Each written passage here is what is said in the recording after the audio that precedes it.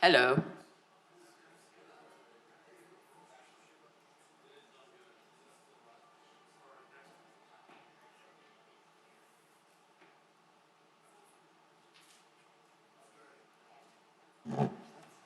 Am I up now? Good, I think we can now begin. Welcome everybody to our City Council meeting on September 11th, 2019. I would like to take just a moment.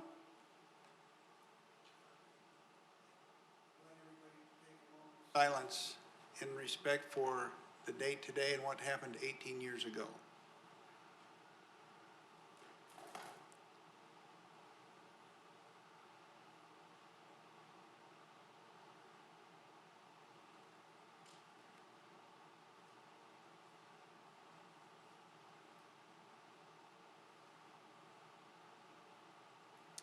Thank you. We'll begin with the Pledge of Allegiance, which will be led by Josh Dinkelman.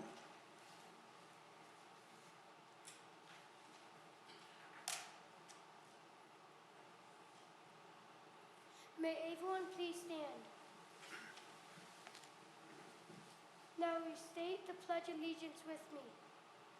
I pledge allegiance to the flag of the United States of America and to the republic for which it stands, one nation, under God, indivisible, with liberty and justice for all. Now you may sit. Thank you, Josh. We'll move to citizen comments. We'll begin with those that have signed up. And just a reminder that you have 3 minutes to address City Council on any item that's on the agenda or not, your preference. So with that, we'll begin with Jennifer Dinkelman.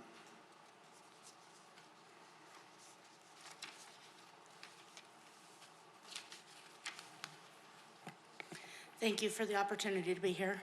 I am representing West Jordan Pony Baseball, and I just wanted to stop back and thank you guys for your service in lieu of fee agreement that you arranged with us at the beginning of the season.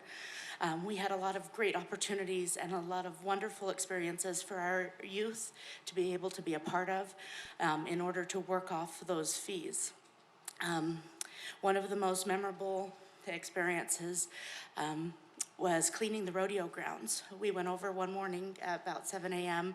and cleaned the trash up. And for me, it was kind of more mundane, I guess, of, we're cleaning trash. But listening to the youth explain what it meant to throw their garbage away at the end of any event that they go to, and why do people leave this, and having to explain kind of just that self of community, and watching these young children be able to recognize their impact of simply just throwing something away after their night at the rodeo. So as a leader and as a parent, it was inspiring for me to watch my children and the other youth there kind of learn those lessons that, even though I've tried to teach them, I don't know if I could have taught them better than this experience. We also spent a lot of time doing other park care. We had a lot of rain this season, so we did a lot of repairs, saving the city parks team hours of removing the standing water from the fields, as well as additional cleanup projects throughout the park. This year we agreed to $5,635 worth of in lieu of fee in-kind donations.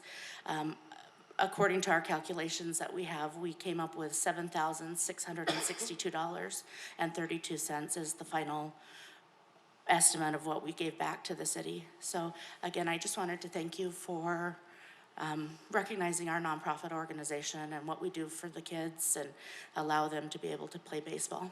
Thank you. Thank you. It's nice to have people come back and say thank you. Thank you. Linda Johnson.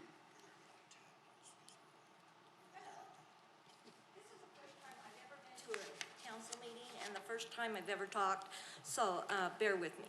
I am very upset about the water bill and how it's affected the elderly and the people on fixed income. I'm surprised you can find money for an expensive playground equipment, but you cannot find money for the water hole. Why? How many of you live in West Jordan? Raise your hand. And how many of us affected, you didn't raise your hand, did you, Mr. did. Wright? You did? How many has affected you guys, the water bill? And who's happy with it? Nobody. That's the bottom line. I voted for you because we needed more business in West Jordan for our business base. And now I'm sorry because I didn't know it was going to be at the taxpayers' expense. I'm really disappointed. I hope you guys can figure something out how to fix this mess that you've put on us, or you'll always be remembered as the people from West Jordan City that made us all pay through the nose for the rest of our life. Thank you.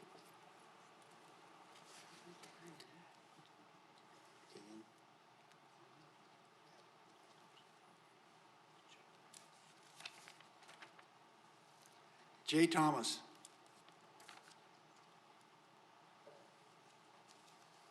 I don't mean to alarm you, Jay, but somebody followed you. Call security. My name is Jay Thomas, and I'm representing the West Jordan Exchange Club. I'm the president this year of the West Jordan Exchange Club. And I just want to bring to your attention some great things that are happening, especially with some of our youth.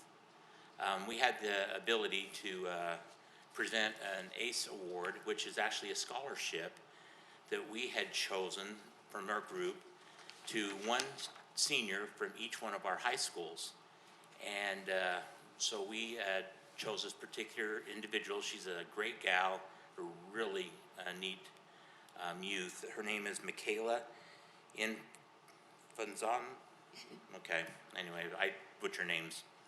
And she was chosen from Copper Hills, and we gave her our scholarship for $500. Well, that allows them to go on to our district competition, which was held in Vegas, and she went down there and won the district competition for another $1,500 scholarship. And then that allowed her to go to the nationals, which was held in Virginia, and she won the national for $15,000 scholarship. And how the scholarships are offered is a youth that has overcome some sort of major obstacle, and they've still been able to graduate. And she's going to continue her education because of all of this, and she's enrolled now in UVU and is planning on going into social work. But I just think this is some of the things that we can really showcase our youth in some of the programs. And we couldn't have done it without the help from Dan and Yogurt too, so I want to put a little plug in from them. But I definitely wanted to plug that because I think that's just wonderful that came from our own community all the way up to the national level. So thank you. Thank you.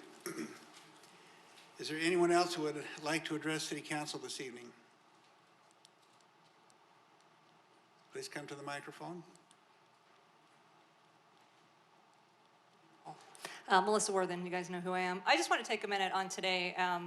It's kind of funny, last night I was looking at Facebook and realizing, I didn't even realize it was September 10th. And the post I was looking at is all these people that went to bed that night and didn't realize what they were coming up against the next day.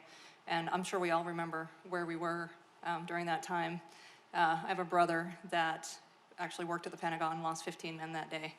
And I remember going and sitting with my father waiting just for the phone lines to clear. It took him 45 minutes to get through, to call us, just to tell us, I'm okay, I gotta go. So I just want to take a minute to especially thank our firefighters, our police officers, retired in the audience here, and anybody who's listening on here. And the other thing I would want to do is encourage people. I was raised by two really great people that serviced their community. One was a school teacher. My dad served in the military. But one thing they taught me, and I'd like to pass this along to maybe some of you will take this into your lives. When you see an officer or a firefighter or a military, anybody that's a service worker, shake their hand and say thank you. Don't be afraid. Just walk up and say thank you for your service. And then the other thing is if you're in line at Subway, and we've done this multiple times, buy their lunch. I mean, if you see them someplace, get their coffee, pay it forward. Just take the minute, because you don't know what they really go through and the things that they see. We are so, so fortunate in our lives to have these people put their lives on the line and see things that we don't have to see to protect us, to keep us safe. Thank you. Thank you. Anyone else who would like to address council this evening? Seeing none, I will close the citizen comments and move to communications, starting with our city manager and staff.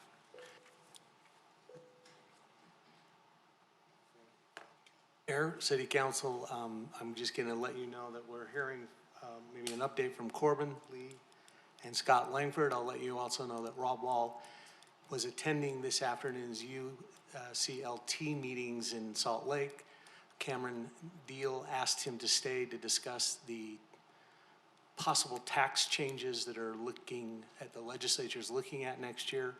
They've asked Rob to participate in those discussions. He thought he'd be about 30 minutes late here, but I wanted to explain why. He is looking out for our interest at the league meetings today. So turn the time over now to Corbin. Council, we just want to make you aware of an issue we're trying to work through and determine what our options are. As you're aware, a few months ago, Daybreak LLC approached the city about the possibility of annexing the northern part of the Woods Ranch into West Jordan so they could develop all of the Woods Ranch, about 600 acres west of Bacchus Highway, kind of in the northwest corner of our city. They've been talking with us about that. And we have been looking at this and trying to determine what kind of impacts and what process do we need to go through. As part of that, if the Woods Ranch is annexed in its entirety into West Jordan, it creates a county island because it brings the West Jordan border right up to the West Valley border and creates an island of unincorporated area from about Highway 111 over to 5800 West, 5800 West, 5900 West, just north of 70th South.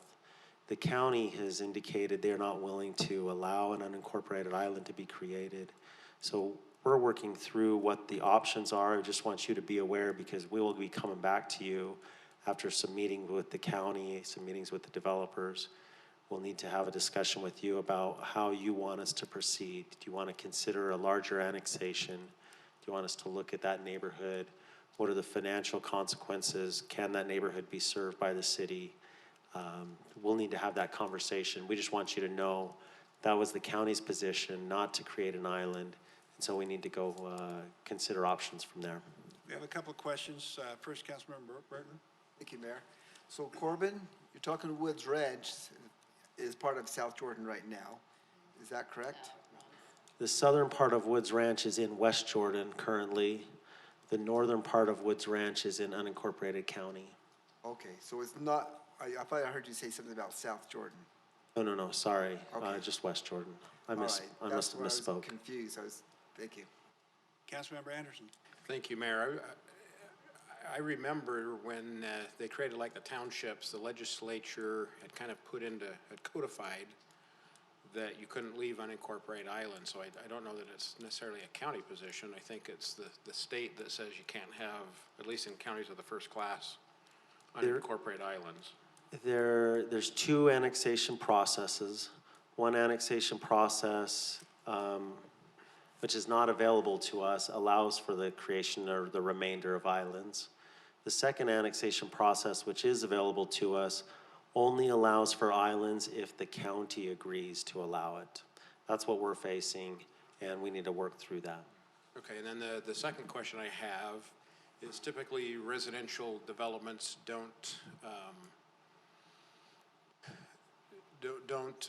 what's the word I'm trying to say? They don't fund the services that are requested of the city without some sort of a commercial element to that. So knowing how Daybreak runs their, and we're probably got the cart before the horse, but knowing how they kind of master plan everything, does that fit into the non-Euclidean form-based zoning model? I know they're kind of a derivative of that where we can put some financial numbers in to say so much residential and so much business can make this work for infrastructure purposes? It's one of the considerations we need to work through, not only for what Daybreak LLC is planning on the Woods property, but for the financial impact the existing neighborhood would have if it were to annex into West Jordan. Okay. Yeah, you're right. We need to consider all of that. All right, just even though I will not be in this seat next year, I will still be pretty consistent on, maybe from there, stating that we need to keep the systems and processes and visioning and planning going forward. There's some really good momentum right now, I feel. So anyway, that's all I have. Thank you, Mayor. Councilmember Jacob. Thank you, Mayor. Just as pertains to that neighborhood and annexing that neighborhood, I can tell you that many in that neighborhood think they're already in West Jordan. That would be my district if it was in West Jordan, and I get a lot of calls and emails from those people asking why the city is allowing West Valley to put in speed bumps, but we're not allowed to put in speed bumps. I'm like, well, you're not in the city. Talk to Salt Lake County, I can't help you. So a lot of those people already think they are in West Jordan. I think looking into annexing that neighborhood makes a lot of sense. I mean, the city boundary in that neighborhood makes no sense as it is now. I mean, it cuts between houses on the same street. It's very arbitrary and kind of silly, so I'm definitely in favor of looking into the annexation as far as that goes. Okay, anything else? No more questions regarding that? Council, I sent you an email yesterday regarding a special opportunity that West Jordan has. We've been afforded the honor of hosting the American Planning Association's Fall Conference on October 3rd and 4th. It'll be over at the Viridian. As I put in my email, this is not an all or nothing invitation. You're all very busy, but there are some interesting land use topics that will be discussed in some of those sessions. And if you can take a half hour or an hour out of your Thursday or Friday to go over there, I think it would be worth your time. But the invitation's open. That being said, can I just get a general idea of who to put on the list to expect so you can have your name badge up front? I mean, it wouldn't hurt to put everybody's name down, but. So there's no financial detriment if we say we'd like to, but for some reason or another, we're not able to attend? No, what it is, it's a group registration, so all of you are covered under one flat fee. October 3rd and 4th. Okay, all right. Again, this is a very unique opportunity for West Jordan. We were selected from a number of cities due to our rapid growth and variety of development challenges that we are dealing with and opportunities. And so we're excited to be host. Thanks. Any other staff? No, Mayor, that is all from the staff. Thank you. Okay, we'll move to our council and start with Councilmember Anderson. Thank you, Mayor. Again, I appreciate having the moment of silence for September 11th. And like was mentioned, I think all of us remember what we were doing 18 years ago today. And I do appreciate the comment, I forgot your name, the resident made about water. I live in West Jordan. My wife reminds me about our water bill. And I wish there were an easier way to deal with the water. I don't know how to describe it other than for 13 years prior, we didn't keep up with the cost of water. And at some point, we have to stop kicking the can, and we've got to figure out how to move forward with infrastructure and repairing the pipes. And we had an incident, I think, Corbin, today with the storm drain that failed or something. And our infrastructure is hurting. And so I do want to find solutions. However, over 13 years, we have not taken care of our water needs. And so it was a heavy hit, and I recognize that. And I know Denise and a few of us up here are trying to find some easier solutions that still keep our water fund moving so that we can fix the pipes, have pumps to supply us clean water. And just so you are aware of the scope, the city consumes, this is residential space, commercial space, and public space like parks and churches. We consume over 7 billion gallons a year, just as our city. That's not including the other 15 municipalities that are in Salt Lake County. We are the largest water consumer by capita in the United States, not the city, the state of Utah, and we're the second driest state. And water's only going to get more expensive. So we have to start having this dialogue of where we're headed. So I just want to be able to respond on the water, and I do feel, the public comment's over, sorry. But I do want to find something to make it work long-term. So that's my commitment. And that's all I have for today. Thank you, Mayor. Councilmember Jacob. Thank you, Mayor. I just wanted to take a second and piggyback on a couple of things that have already been said. Your moment of silence that you mentioned and some things that Ms. Worthen mentioned. I've thought a lot about what today means, and it's never really felt right for me to say, Happy Patriots Day or Happy September 11th, because it's not a happy day in my memory. Like all of you, I remember where I was, but I remember, and what I want to just kind of put out there is I remember the next day and the next week where you couldn't buy an American flag because they were gone, they were sold out.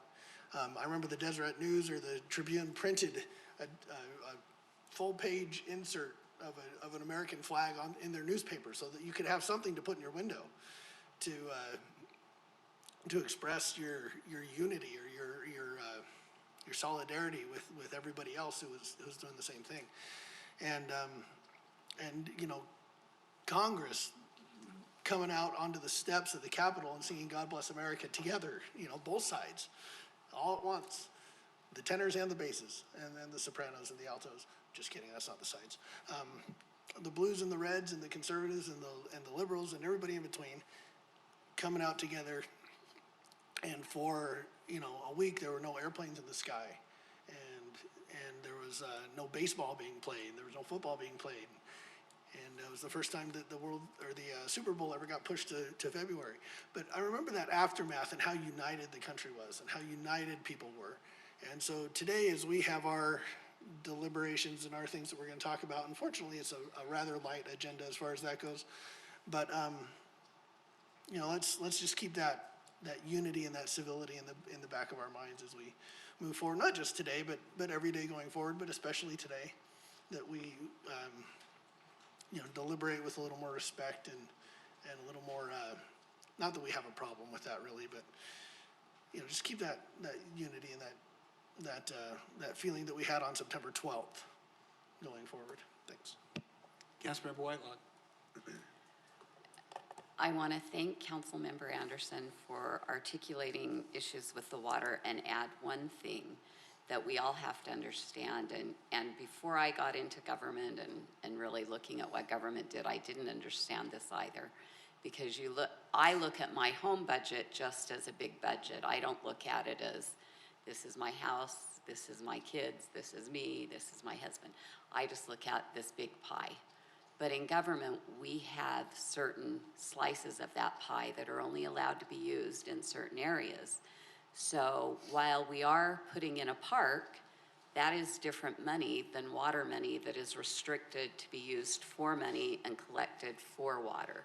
So I wish that it were different, that they were a little more fluid like they are in our own private lives, but they're really not. And what happens if you do stuff with that, sure, I can maybe have some of my maintenance guys do something for the water group, but then my maintenance area is going to go down.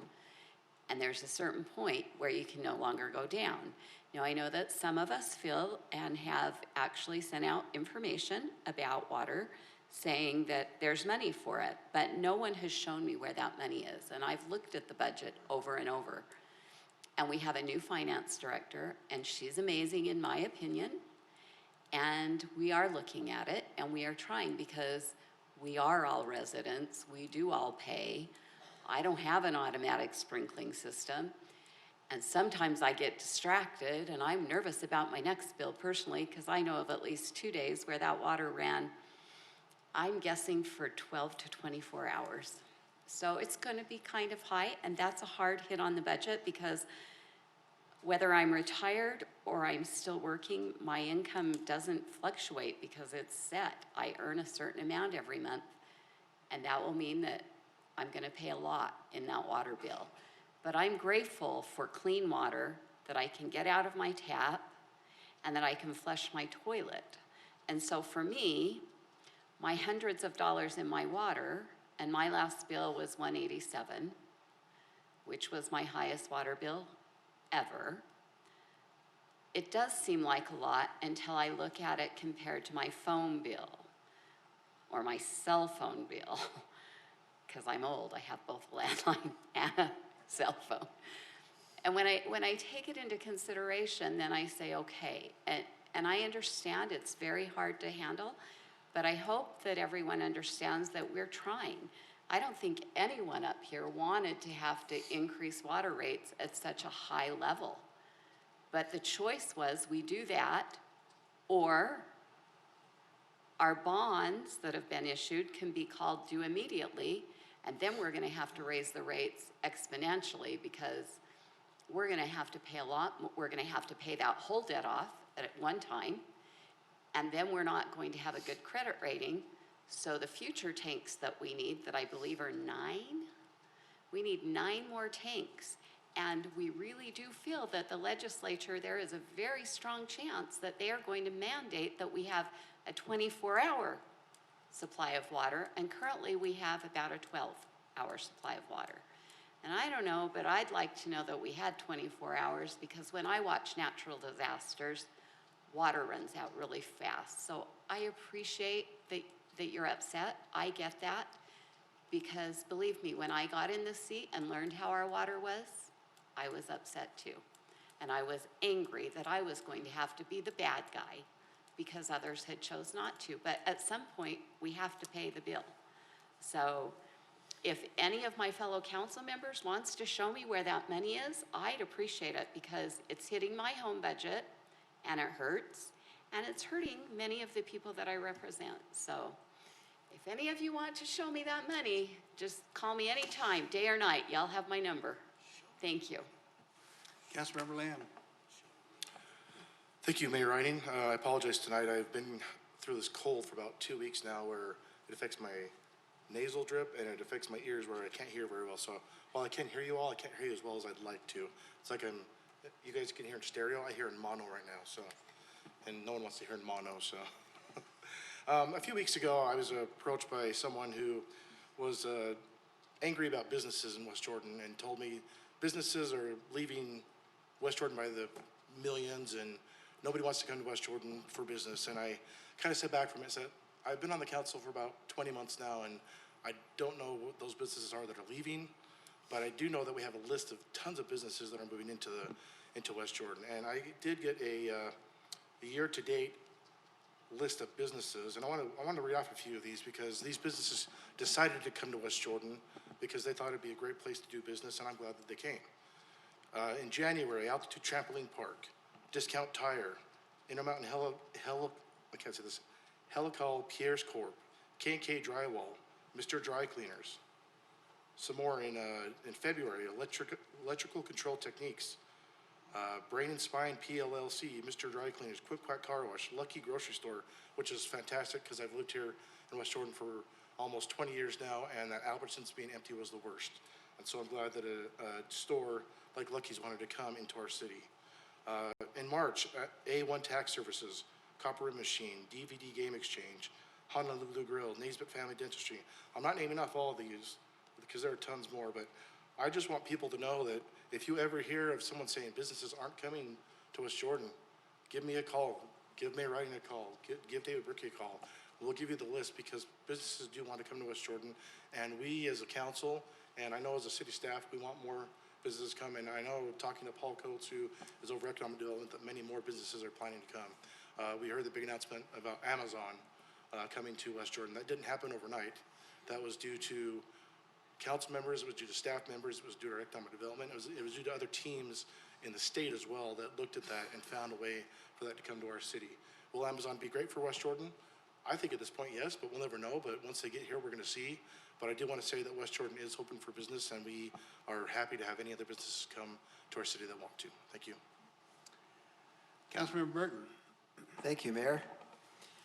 First, I want to carry on about the Patriot Day, or 9/11 as it's known, and thank our first responders that work for the city. How much we depend on and trust you to be there whenever and wherever we need you, so thank you for that. Today at the Utah League of Cities and Towns Conference, they had a special keynote speaker, which was very impressive. It was the Chief of Staff during President Bush administration. He was the man, if you remember seeing the picture, when President Bush was at the school in Florida talking to the kids, there's a picture of a gentleman going up and whispering in his ear to tell him what happened. That was his Chief of Staff, and that's who spoke to us today at the League Conference. Andrew Card. Thank you. I was going to ask if you remembered his name. So the mayor was there with us, and there were some other staff members there, and it was an impressive, wasn't it? Impressive speech that he gave. He went over time, but nobody complained and nobody cared. It was really good. It's good for us to remember who we are and what we represent and what we can accomplish when we work together. So it was great, and I'm glad I was able to be a part of that today. Thank you, Mayor. Councilmember McConaughey. Thank you, Mayor. A few items for today. Thinking back on September 11th as well, today was actually a very good day to remember that. The weather cooperated appropriately. It started off a little bit dark, dreary, a little bit noisy and confusing at times with all the thunder and all the rain coming down. But just like after September 11th, as Americans, we look forward, we move forward, and we make the world around us a better place. As the weather cleared up, we started off council meeting today out at the new Wild West Playground. I was able to be out there with the majority of the council here and able to bring my wife and our little boys. And seeing the difference from what it looked like looking out the window this morning to what it was this afternoon before council meeting, it seemed an appropriate analogy to what we're used to as Americans. When things go bad, we weather the storm, and then we move forward. And we look to the future, we look to the youth, and I want to say thank you to the council for efforts involved in putting together that park so that we can focus on making sure the youth have a good place to call home as they grow up here in West Jordan. Along with that, we did have some issues with the storm that came through. As was mentioned, we had some issues with stormwater. I'd like at some point to talk a little bit about resources for our stormwater department. Quick little history. About 12 years ago, stormwater, wastewater, and culinary water were all combined into one department. Those were broken apart into 3 separate groups, and as time goes by, we've added and grown each group little by little, providing them with the additional resources that they need. Culinary water has done pretty well. Wastewater has received what they've needed. Stormwater has always lagged behind somewhat. We've had conversations with prior councils about the need for them to have their own equipment, such as a camera truck. For a long time, they would borrow the camera truck from the water department. When they were in their meetings on Monday, they would take that truck, go out and try and camera as many lines as they could and get done what they needed to do. They've done a very good job of making do with what they have, but they could use, they very much need some additional resources, especially when it comes to construction. Now, that wouldn't have fixed, my understanding of speaking with staff, that wouldn't have fixed all of the issues that we ran into today. There are some other items that can potentially be done to help mitigate future capacity issues with the system. But when it does come time to discuss the budget, I would ask that you give ear as the need for construction is brought up for stormwater. It's very, very significant in my opinion. The other one I wanted to bring up was, I didn't want to bring it up, but since it has been brought up with the water rates, I've shared my frustration with the council on a number of occasions. I believe it was back in March when I came and was given an opportunity to share what I found and what my perspective was looking at the numbers behind the rates. As Councilmember Whitelock suggested, we don't have money just sitting around to cover some of the things that are needed, but I am not supportive of the current structure that the rates are being collected by. I think that the availability charge is too high and needs to be reduced, but I also think the usage amount needs to be addressed and possibly offset.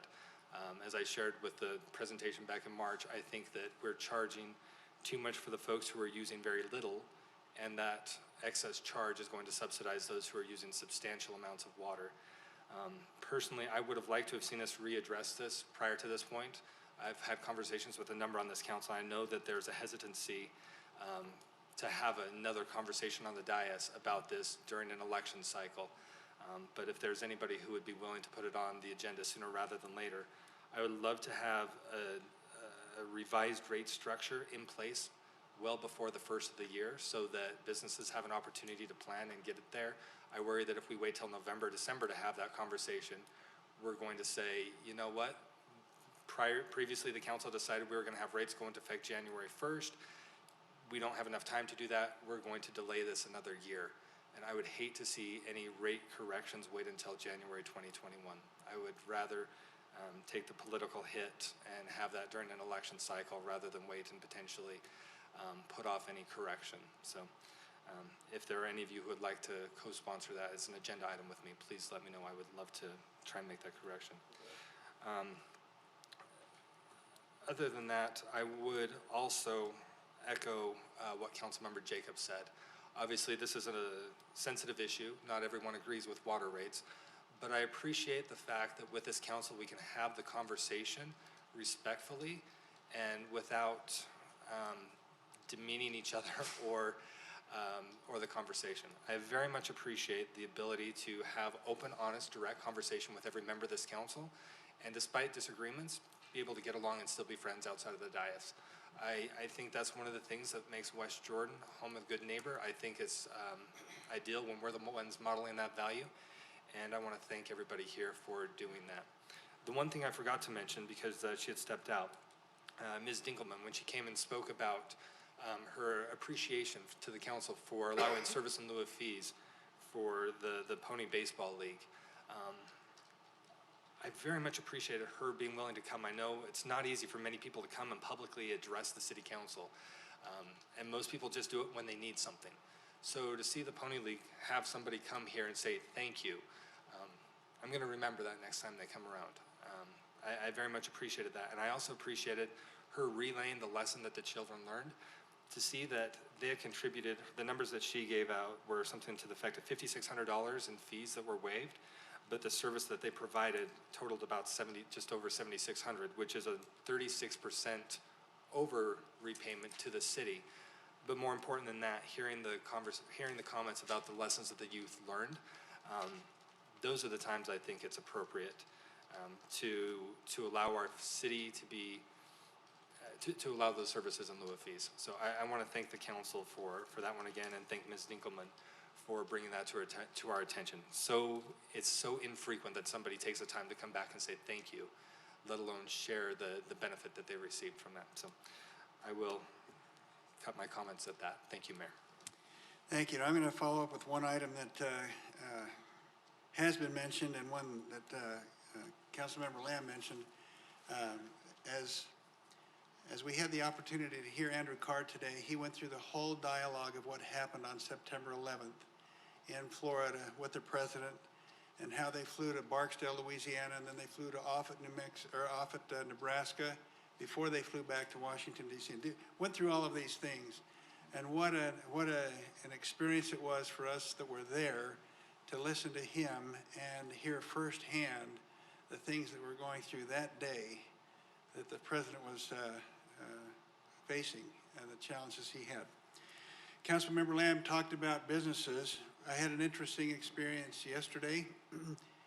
Myself and some of the staff members had an appointment on our calendar with a couple of gentlemen They came in and they said, well, we bought a building in your city and we want to move our world headquarters here.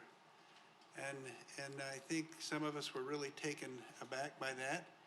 We asked them, when you say world headquarters, where are your other offices? Well, China, Australia, the UK, Vietnam, others in the United States. And so their PIO and our PIO is going to work together to put out a statement to let everybody know who's coming and when they're coming. And it was such an exciting thing. And what they said, they're like the 15th largest business in the state of Utah. And so it's going to be something that's really going to be interesting to have. So I'm just anxious for Tani to be able to get that out so everybody knows who they are and when they're coming. With that, we'll move to consent items. And I've been asked to pull consent item 6C. Councilmember Burton? Would you also pull 6D, please? And 6D, as in dog? Yes. With that, would like to hear a motion. Councilmember Burton? I would love to make a motion on that. Are we supposed to do the public hearing first? Oh, I'm sorry, we did. My apologies. I skipped over the public hearings. So item 5, public hearings. Receive public input and consider for adoption ordinance 19-26, amending the general plan land use map for 12.084 acres from public facilities to community commercial and rezone for PF, public facilities zone, to CM, heavy commercial zone. West Ridge Academy, John Schulten applicant, Ray McCandless. Mayor, as Ray comes up, let me just indicate that the council heard this as a public hearing at a previous meeting. We noticed it again as a public hearing in anticipation of potentially changes to the application, but they have not changed that. Obviously, it's been noticed as a public hearing, and there would be no harm, obviously, opening it up once Ray goes through their application again. So I just wanted to make the council aware of that. Thank you. Thank you, Mayor and members of the council. As we mentioned in the last meeting, the applicant originally came to the planning staff with a request to rezone the property to a M1 or light manufacturing zoning district. But after evaluating the site and the adjoining land uses that are allowed in the M1 zone, staff came to the conclusion that M1 or light manufacturing may not be the best use for this piece of property, just given its location by these residential neighbors to the east of the property. It was scheduled for a planning commission meeting last April. We, as a staff, had sent forward a negative staff recommendation, but just sometime before the meeting, the applicant requested that that item be pulled from the agenda. So we did that, and then the applicant came back and asked staff what we thought would be the most appropriate zoning designation for this use, given what's around it. So we took a look at that, and we had made just a suggestion that they submitted out, or that they take a look at the CM zoning district, because by definition, the CM zoning district is kind of considered a transitional zone between light manufacturing and residential districts. So they had they followed our suggestion, and then they resubmitted for the CM zoning district, which was then forwarded to the Planning Commission with a positive recommendation from staff. The Planning Commission, as noted in your staff reports, didn't agree with rezoning the property to that CM district. And those reasons are detailed in the minutes in your staff reports. It was a 5-2 vote, and the Planning Commission didn't offer any other zoning suggestions. So, given that the item was tabled from the last council meeting, we met with the applicant, and we went over, again, we went over the uses that are allowed in the CM district. We looked at some other zones as well. We looked at professional office. We also looked at what we call the MP zoning district, which is another transitional district. We looked at the M1 uses. We also looked at the CM uses and just felt, again, that those CM uses that are listed in the code work in this case. This is a little bit tricky because you do have that residential and commercial interface. And so the question that we're really trying to address is what zoning district really makes sense at this location. As I had talked or discussed at the last meeting, we really didn't think that a professional office zoning district would work here, nor a commercial or something like a CG here, because it's kind of buried in the middle of an industrial area. So we started looking at those transitional districts, and that's why we had recommended the CM district. They're also looking at amending the future land use map. It's now currently designated as the public facilities we discussed last meeting, and that the CM district is considered a community commercial type of a land use. And so that's what we are recommending, that it be moved to. We have a question from Councilmember Burton. Sure. From the M1 to the CM, can you give me an example of a couple of things that are permitted in M1 that would not be permitted in the CM? I'm glad you asked. I put a bunch of slides together just showing the difference in that. So I'll just go through those now. So here's what I did is I just put together, just consolidated the uses that are allowed, the CM, the MP, and the M1 districts. So on the left is the CM districts. There's a lot of similarities and some major differences between these districts. You can go down through adult daycare, general is allowed the CM district, but obviously not in the light manufacturing district. You can see with the CM, it's more of kind of commercial uses rather than the heavier manufacturing uses. One of the difference down here at the bottom that I've highlighted is a college or university. It's not allowed in the CM district, but is in the MPM1. Some of the other differences is like a data center wouldn't be allowed in the CM district, but would be allowed in that M1 district. So that's kind of a major land use. Same with the freight terminal and then a junk or salvage yard. One thing that I wanted to note down at the bottom is that general and limited manufacturing is permitted across the board in all three of those zones. So really where it gets down to making the difference between, making the difference is actually during the site plan review process. So in terms of trying to mitigate impacts or potential impacts of manufacturing uses with the residential uses to the east. Mayor? Councilmember Burton. Thank you, Mayor. So as I look at your list here, if we had something like an office warehouse, that appears to me that would fit in either of those two categories. Is that correct? Depending on what they do in that. Depends, yeah, it depends what they do. You're right. Okay. And I don't see storage units on here. Does that have to be done totally separate, or how would that fit in? Storage units are kind of a different animal. They are only allowed in the M1 districts and only on oddly shaped parcels. So they would not be allowed at this location. Is that location oddly shaped, or that's not oddly shaped? Yes and no.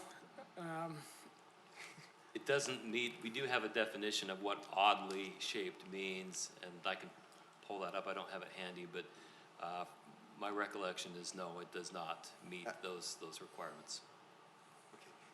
Because as I look at that, I'm thinking that would be a good transition in a location like that. But if it doesn't meet the definition oddly shaped, we may have to do something different. If they even want to go there, I don't even know if they do, or if we want them to either. Another difference is just that car sales wouldn't be allowed in the CM, but it's really not a place that would lend itself to car sales. Recreation, entertainment, indoor would be allowed in the CM district, but not in the MP or in the MP as a conditional use, but not in the M1. The outdoor recreation, again, would be allowed in the CM as a conditional use, but not in the MP or M1 district. General retail, it does allow for that, but the MP and M1 do not. So at least those are some of the major differences between those zoning districts. Yes, Mayor? Councilmember Whitelock. Ray, you may not be the person to answer this, and I have driven on this road quite a few times, but I've never paid much attention to the businesses on the other side. Do you know what types of businesses are there? They're all in light industrial, so it's a real mix of different kinds of industrial uses. Okay, thank you. There was, at the meeting, or last meeting, there was some discussion about possibly relocating the ball field to the southeast corner or look at some other uses. We did look at those.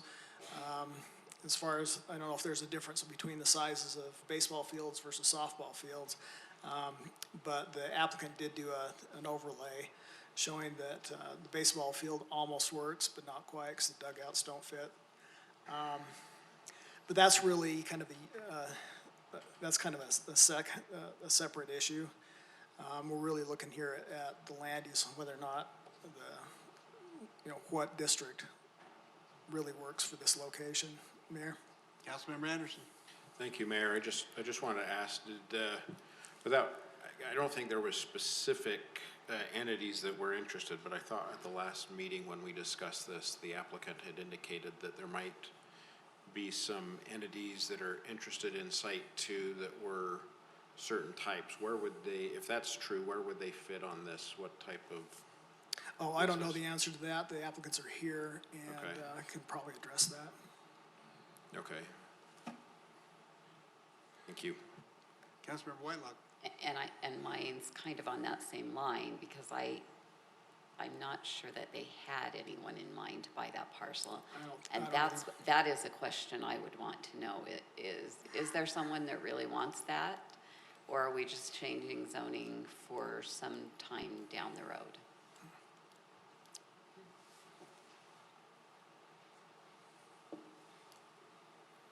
Please continue there. Oh, with that, I think that's pretty much it. Unless you have any additional questions, I'd be happy to answer those.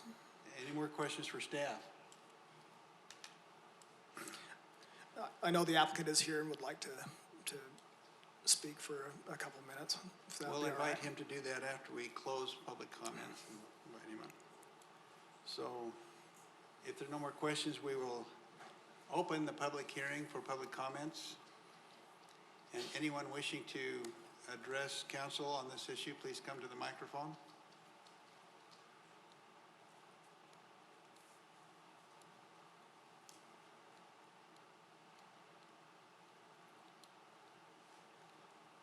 And a reminder that you'll have 3 minutes and to state your name.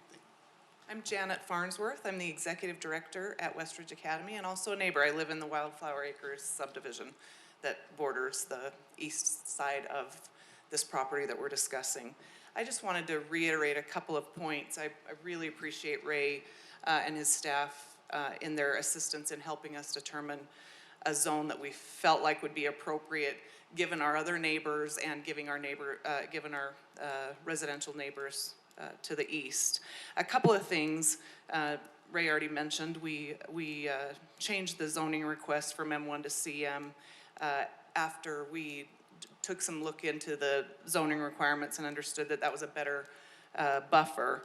I think there's a concern about that there's language in the CM zone that talks about heavy commercial, and that word heavy feels kind of heavy.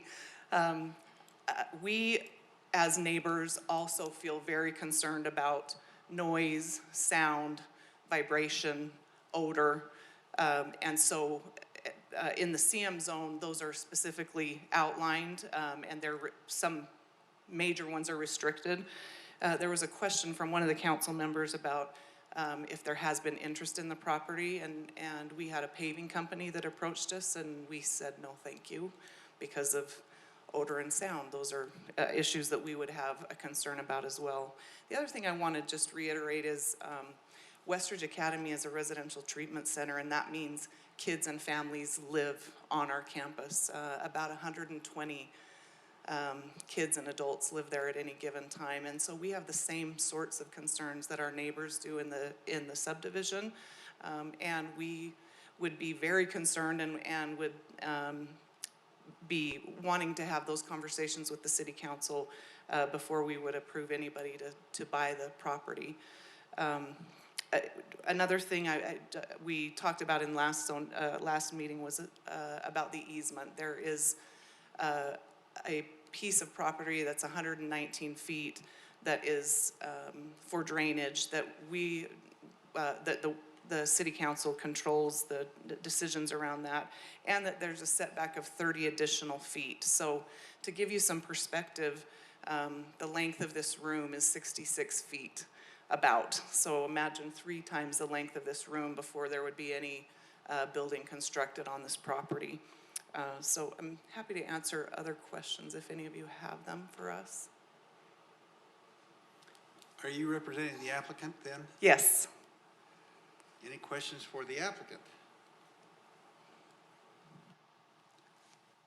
Evidently not. I would just be curious if there's other public who wanted to speak, because it is the public hearing. Yeah, we're not done with the public hearing yet. Thank you. Thank you. So anyone else from the public that would wish to address this issue with the council?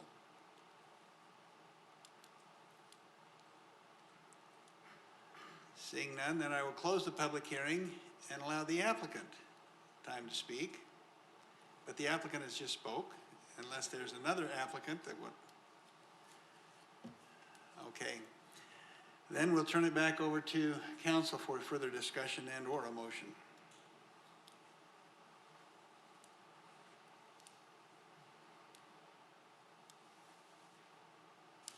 Councilmember Burton. Thank you, Mayor. I want to thank and compliment the applicant on following the advice that they've been given from the city on a couple of different occasions and trying to work out a solution and being so cordial and following the advice they've gotten and following through. So I appreciate them taking the time to do what they need to do to make this happen appropriately as far as the city is concerned. So thank you. Councilmember Lamb. Thank you, Mayor. In the time I've been on the council, this is probably the hardest parcel to decide what to do with. Because it should be manufacturing or it should be homes. So we're kind of looking at somewhere in the middle right there. And I think last time and this time today, I think the thing that we look at as a council is how do we protect those 10, 15 homes along the back? Because we know maybe not today, but maybe 2 years from now when this is developed, those people are going to be coming back to council saying, why did you do this? I do want to thank the applicant for saying, someone from a paving company came and said, hey, let's do this. Other people would say, it's great, buy my land, I'm done. But what you said was perfect because you know darn well people don't want a paving company buying their home. So thank you for saying that. But as I look at this, my whole thing is, as I make my decision, it's how can we help out the Boys Ranch and at the same time help out the neighborhood so that there could be a little bit of in between. And I think we've gotten closer with that, with what we've done here. And I hope that we can make a decision tonight that's best for both the Boys Ranch and for the neighborhood. Thank you. Councilmember Anderson. Thank you. I kind of want to echo what Councilmember Lamb said. I want the youth and families that you're servicing there to be very successful. I want you to be very successful. I want the residents to be happy. And, and maybe heavy commercial isn't a right name for a CM zone, just like I'm still opposed to an SC zone shopping center, but that's me. Maybe we need to rethink those. The only thing that I worry about and struggle with on this is once it's zoned, then that chart of permitted uses is permitted. They don't have to come to the council. I don't know this. This is a supposition on my part that, maybe there's no one else that wants to buy the property except the asphalt company. And so I'm trying to be sensitive to those handful of neighbors there that are going to be adjacent And it, maybe Scott, you can help me, or, was it Larry? No, Ray.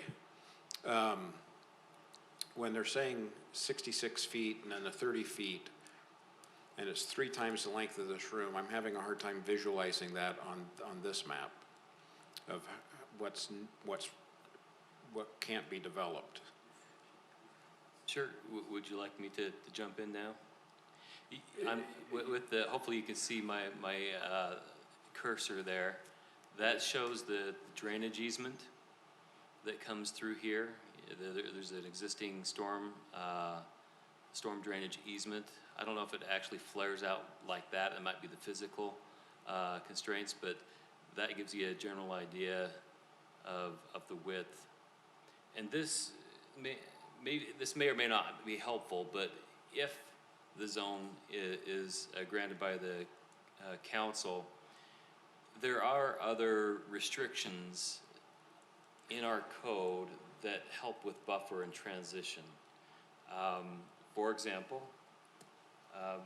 in Title 13, there are buffering requirements between 2 different uses like this. It says landscape buffers shall not be less than 20 feet wide. And then within that 20 feet,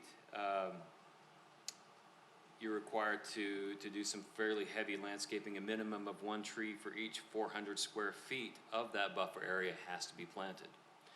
And so it doesn't specify tree type, but in other areas of the city where we've had significant or severe differences in use, we've looked at those tree types very carefully and helped, with screening, noise, etc.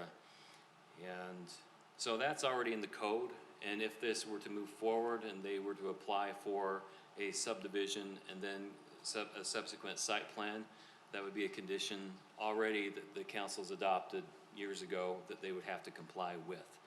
Now, the width of that drainage easement, I don't have the language, but typically a drainage easement, while buildings can't be built on that, you can certainly reconfigure it and put parking or drive aisles within that. But at least 20 feet of that would have to remain as landscaping per our current ordinance. So I don't know if that helps. Well, so kind of. The 119 feet plus 30, is that kind of double dash line there next to the drainage basin? Is that 119 and 30? So that's 120, almost 150, 149 feet? No, that just shows the drainage easement itself. That's not, So the 30 feet is not drawn on this map, this is just the drainage easement. but that's 119 feet. That's what I understand.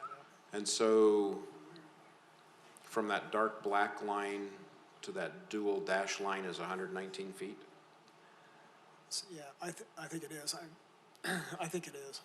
And so in comparison to the houses, it would imagine that their depth of their lot is greater than 119 feet? Is that reasonable? It probably is. I mean, just looking at those residential lots that are just to the east, I mean, those typical lot widths are maybe around 80 feet, 100 feet, something like that. Okay, and in a CM zone, what's the height restriction of a building? Height restriction is 35 feet. So a 3-story building 119 feet away, That's correct. is that reasonable? I would be surprised if they got 3-story.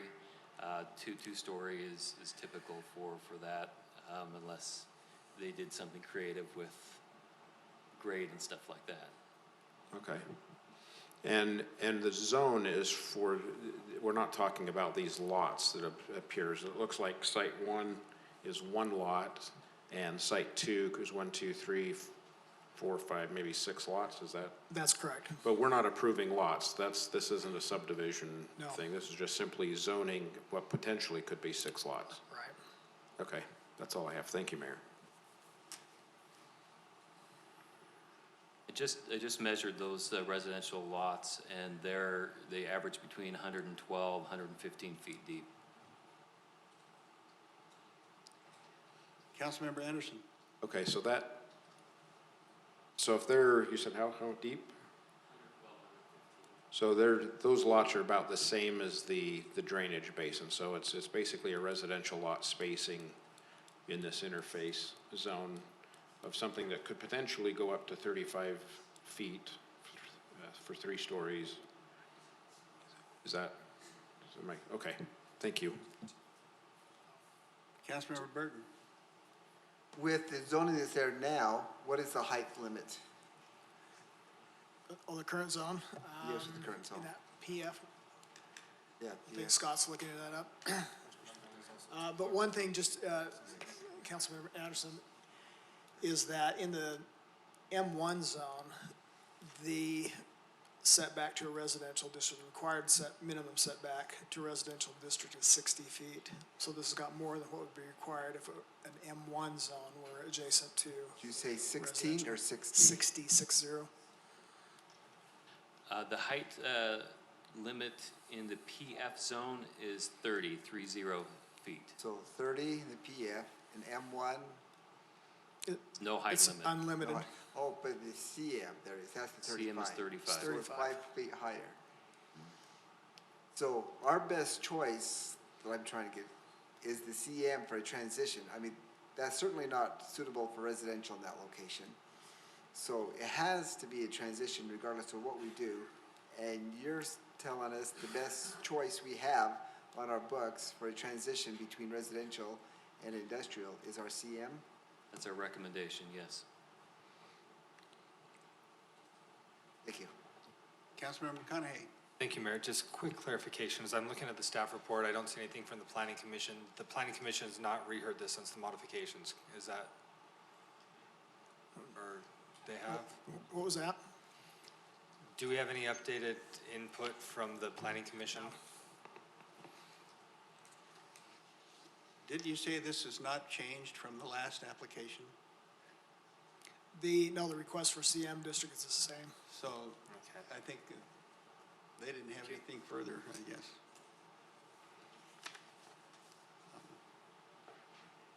Anyone else have any questions or comments? Councilmember Anderson. I'm going to ask one more, and I'm not, and I don't know, maybe I shouldn't, because this is just right now it's a PF, is that what you said? So as a PF, is there, so a public facility, was there an intention to have some public facility there? Like, Well, what it was just the school, and the intent was to just expand the school over time. is the use school that considered property. public facility? This one? Yes, this type of use fits within our public facilities definition. All right, thank you.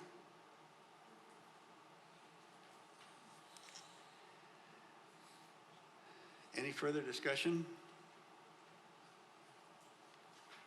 Someone like to make any kind of a motion regarding this? We have a consideration for adoption. Councilmember McConaughey? Thank you, Mayor. So just to clarify, when we had, my apologies if I'm missing something, it's a much condensed packet from last time, just the 8 pages. When the Planning Commission issued their initial recommendation in opposition with the 5-2, that's when they were considering an M1 zone, correct? Or were they looking at the CM as well? They were looking at the CM. They were looking at the CM? Okay, thank you.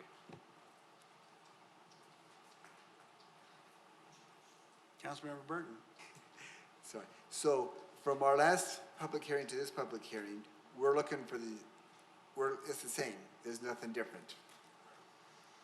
Because you have nothing different to recommend to them. Because they came back to you and asked for a recommendation. And since we have nothing better to offer, this is the best thing we can offer. So, Yeah, this is the best tool that we as staff have on the books to recommend to the city council. in that case, I move to approve. Let's go with what we have that's the best.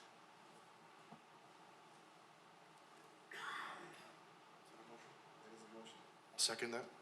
We have a motion by Councilmember Burton, a second by Councilmember Lamb. Discussion to the motion? Councilmember Jacob. Thank you, Mayor. I'm not I'm a little bit torn on this one. I'm not real comfortable with it, just because we don't have an applicant looking to do something here. We just have a potential, well, maybe if we change it to this, somebody might be interested in buying this land and doing something with it. But maybe they won't, but maybe they will. So I'm kind of torn. I'd like to have some interest in this, to bring forth a plan to say, here's what we think will go here. What do you think about this? And this is the zoning that would be required, and here's how it would fit, and blah, blah, blah.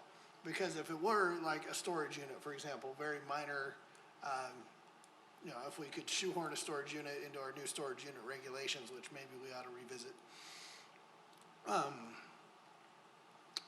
If you could shoehorn a storage unit facility, for example, that's only in an M1 zone, but I think a storage unit facility would work here very well. But if we rezone it here, then that's gonna have to be rezoned again, and now you've got two people paying for the same service, and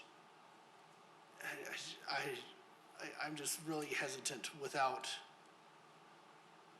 more definite direction here. Just the list of uses in a CM zone, I think, is just a little too broad for me to just jump into this without more of an idea of what's being proposed. Councilmember Whitelock.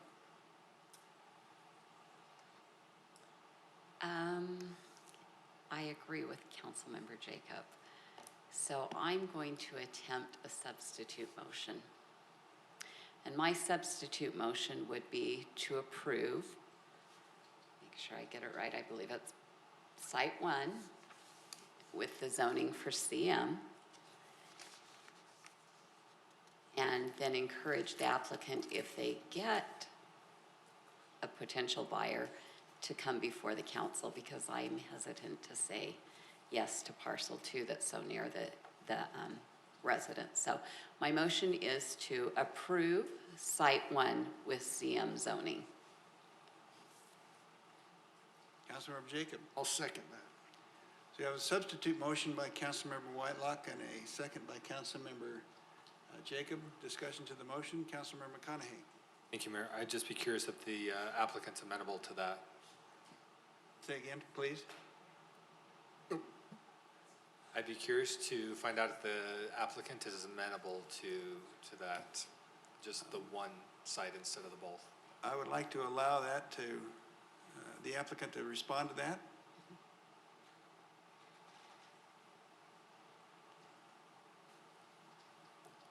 No. The reason being, let me address what this council member had brought up. We have had the property up for sale for approximately a year with the current zoning, and the comments that we get back is, we can't do anything with the current zoning. The zoning needs to be changed. So we'll put a deposit on the land, or not put a deposit.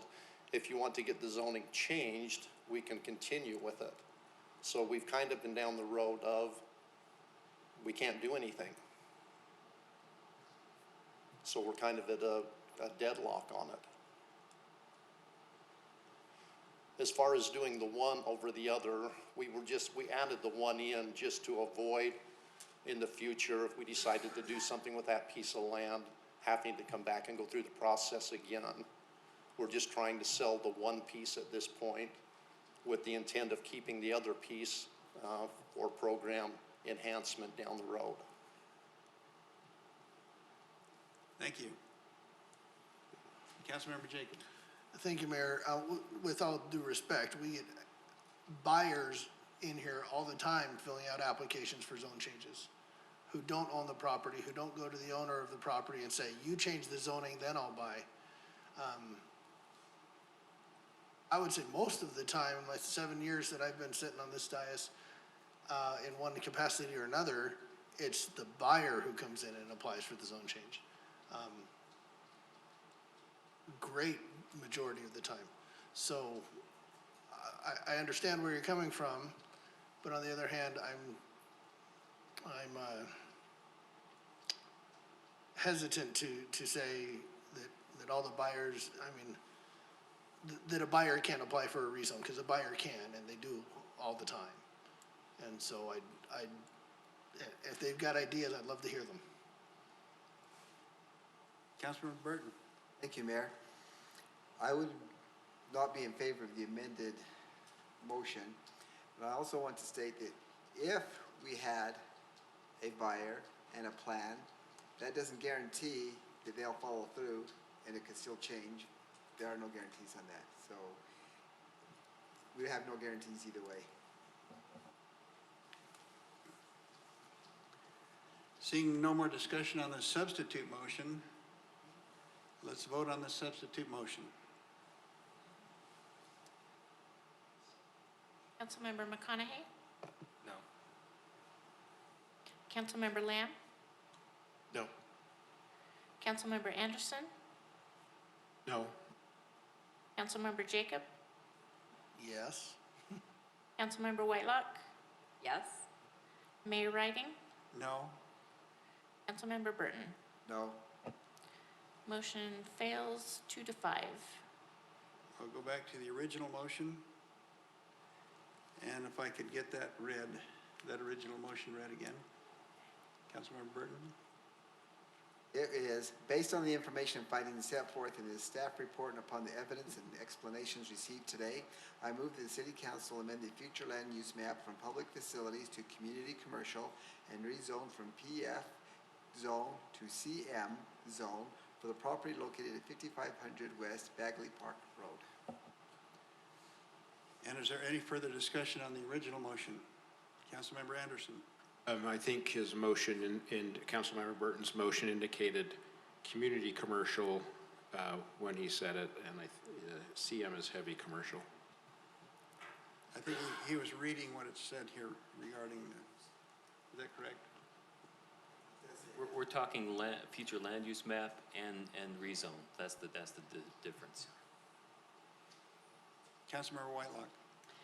So, because I'm worried about those residents and I have no idea what could go, well, I do have an idea. I have a list of potential things that could go in there. Some would be conducive to homeowners and some would not. I can't vote yes for this, so I will have to oppose this motion. I'd like to be able to allow them to sell part of their property to continue their work, but I think they're more conducive to being a neighbor to these adjacent homes, and they can sell their other piece of property. So for that reason, I have to be a no. Councilmember Anderson.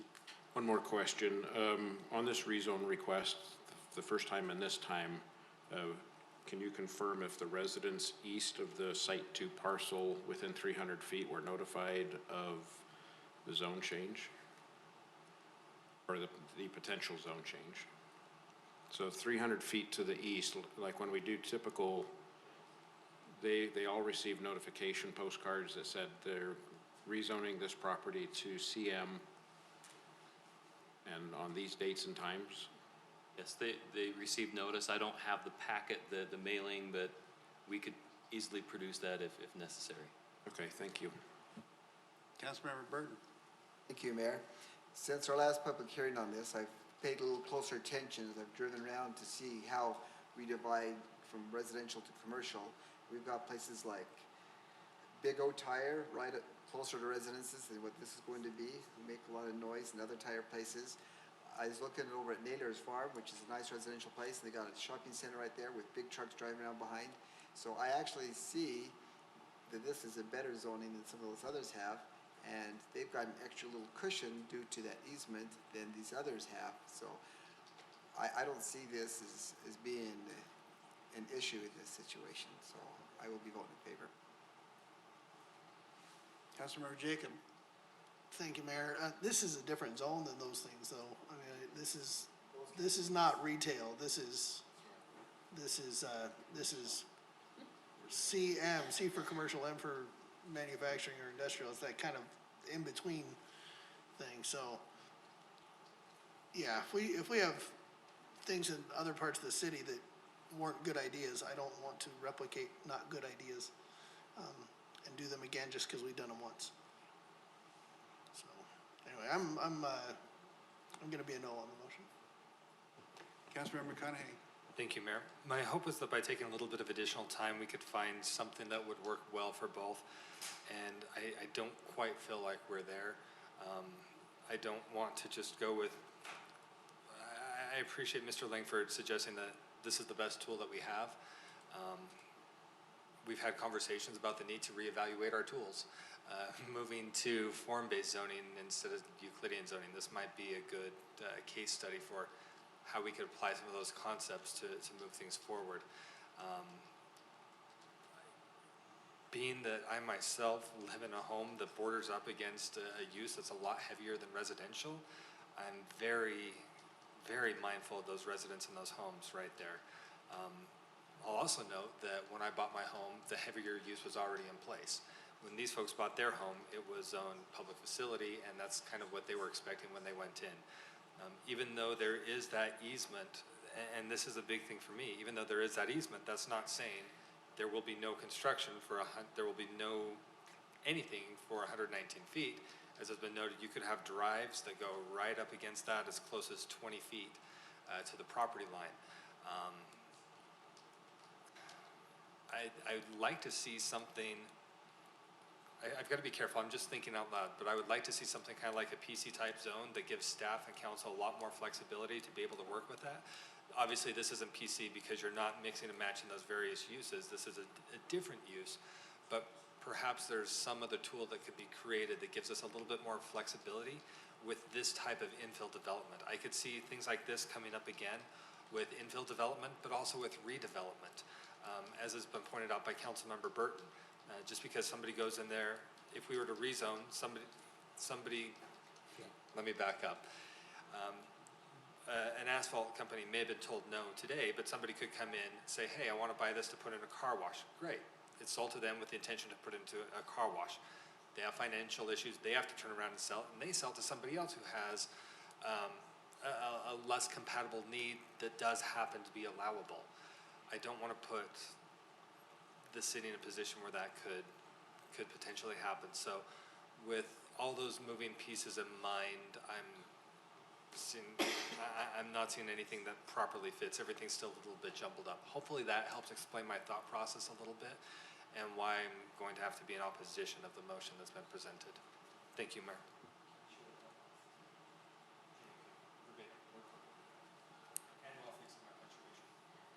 Seeing no further discussion, let's vote. Councilmember Jacob? No. Councilmember Whitelock? No? Councilmember Lamb? Yes. Councilmember McConaughey? Regretfully, no. Councilmember Burton? Aye. Councilmember Anderson?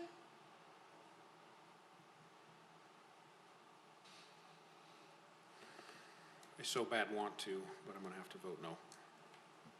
Mayor Riding? No.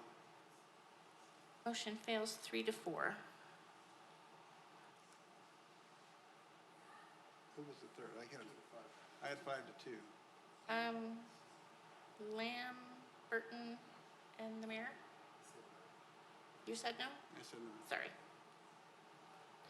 Thank you for catching my math. 2-5. Now we will move to the consent items. Item 6, we have been asked to pull C and D. Councilmember McConaughey. Move to approve all consent items, less Charlie and Delta. Councilmember Burton. I'll second. We have a motion by Councilmember McConaughey, a second by Councilmember Burton. Discussion to the motion.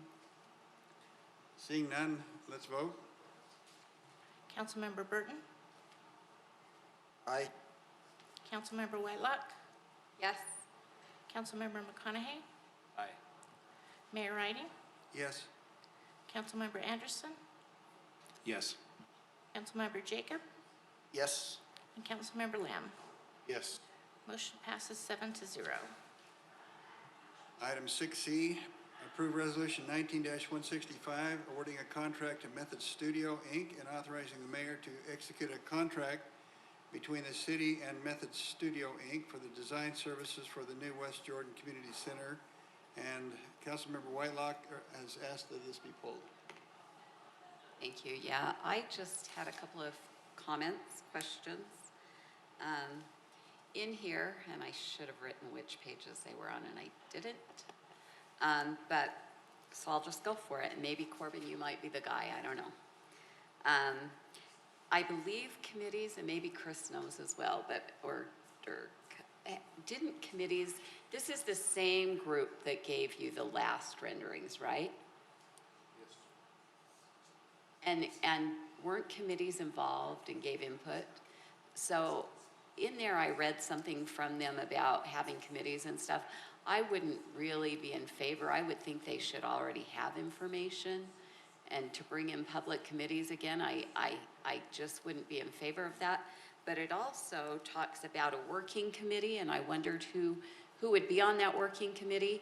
And more importantly, I think that a couple of council members should be included in the working committee if they're not. Who's the working committee that's referenced? Do you know? Let me answer your first question first and then the working committee. Okay. Method Studio was the firm that did the site analysis and the kind of the location analysis in the initial programming. And that they did involve a lot of committee input from arts groups, inputs from different people that would want to program the building. CRSA then was the architecture firm later that did the full design for the building previous that was planned for 7800 South. So CRSA at that time also took in committee and arts council input. But Method Studio that's before you now did not do the plans for the 7800 South site. But they got the input, so they should already have the input, right? They do have input from the original location, the location site analysis. In regards to the working committee, I don't think we've made a final decision as to who is on that working committee. Okay, so I guess for my fellow council members, I think it would be a good idea to have a couple of us be involved in that. See if I have any other notes. And my other thought was, if there needs to be a community input, I think this should be the community in, you ready for it? A work meeting. And I don't think it should be a half hour before our regular council meeting. I think it should be another day of the week, because I think this is kind of like the playground, and I'd rather be in front of the curveball than behind it. I think on the playground we barely got in time, and I'd like to see that we're there before that point. Those are just my comments and why I wanted it to be pulled. Thank you. Councilmember McConaughey. Thank you, Mayor. So to elaborate on a little bit about what Corbin had suggested, Method Studios did do the site analysis, but they also did the concept design. So they came and they met with a number of different committees, and in fact, the original booklet from them is still sitting out of my truck right at this moment. I could go grab it if we wanted to take a recess, but it does go through the various sites as they analyzed them. They talked about the various types of use spaces, how those spaces would be used. They came to that by having members of the Arts Council and sub-entities at the time come a couple of times, met down in the community room. Everybody put together little Post-its, put them up on the wall and said, we'd like this and this and this. And they kind of said, this is what we think you can get based on the budget that you've set. My concern is, they said, this is what we think you can get for $8 million last time. Then when CRSA, the architect, got involved, they brought in additional elements that raised it up. Things like, oh, well, you actually need to oversize the air. You can't use regular ductwork. You need something much larger so that the air doesn't make sounds as it moves in. And, oh, well, if you were to look at that particular site right next to tracks, you're going to have issues with vibration in the building, and you need to do all of these additional things, and the price quickly ratcheted up a few $1 million. Then we went back to the arts groups again and said, this is the concept, the more formalized concept from CRSA. The arts groups added additional input, and we saw the price tag go even higher. When we finally had a product that was ready to go out to bid, and we went to the construction company, they said, yeah, your estimate is very, very low. It should actually be up here, and they tacked on another couple $1 million. I feel like we've been down this road before, and I'm very, very nervous. Though I'm curious to see what happens if Method is actually the one designing it as well as the one doing the concept, if it will stay closer and truer to the original budget that's set rather than escalating so quickly. I'm not certain if I want to be supportive of this. I'm very, very reticent and leery. And I think my biggest question here for Corbin, with that contract amount, the 300,000 plus, originally with CRSA, when they did the architecture, it was, I think we ended up spending, I think we allowed up to 400,000, 500,000, but we only actually spent 100 and something thousand. No. Are we committed to do, it was more? Are we committed, if we approve this, are we committed to pay them the full amount, or is that a not to exceed? So if they come back and say, oh, you know what, we misestimated, it's actually gonna be higher, do we still have the ability to pull the plug and stop things there, or are we committed to pay the full amount in the contract here?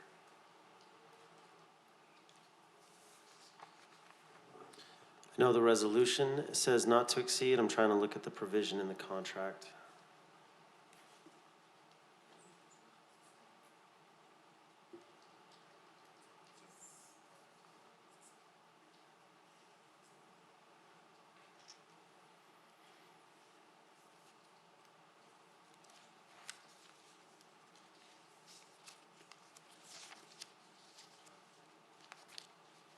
Should we proceed with item D and then come back to this? Yeah, let me just read you the last sentence of the termination clause. It says, on termination of this contract, all accounts and payments will be processed according to the financial arrangements set forth herein.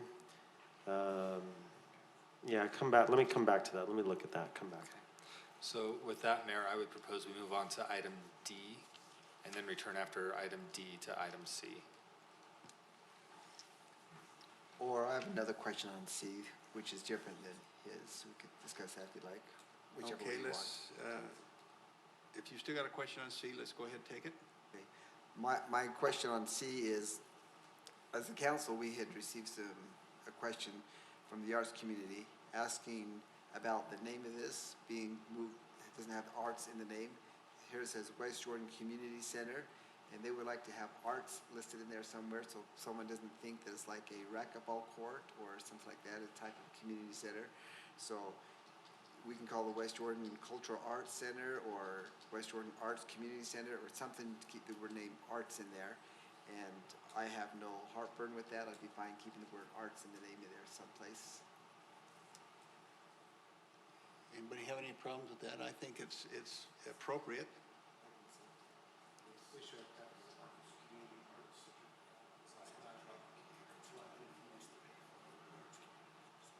So, Councilmember Anderson? I was just gonna say, I think the name is immaterial. I didn't say yay or nay on that.